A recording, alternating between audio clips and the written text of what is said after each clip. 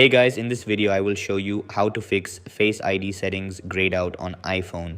Alright, so let's begin. I'm going to show you how to fix the Face ID settings grayed out issue on your iPhone so you can get your Face ID working properly again. So in order to fix Face ID settings grayed out on iPhone, you have to follow these steps. First, open the settings app and scroll down to accessibility, tap on it, then scroll down and select Face ID and attention.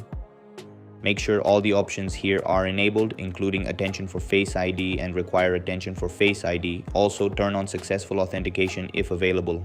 Enabling these options ensures that Face ID can function correctly. Next, go back to the main settings menu and scroll down to screen time. Tap on it, then scroll down again and go to content and privacy restrictions and make sure it's turned on.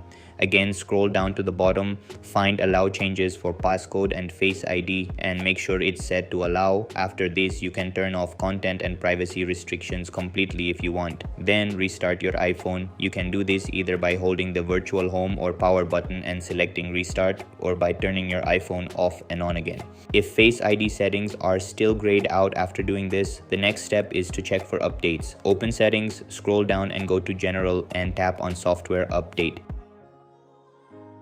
If an update is available, install it. If not, go back to general, then scroll down to transfer or reset iPhone and tap on it. Then tap reset and select reset all settings. Enter your passcode and confirm. This will reset all settings to default but won't delete your data. After this, most likely the Face ID settings issue will be fixed. By following these steps, your Face ID settings should no longer be grayed out and you can use it normally. And that's it.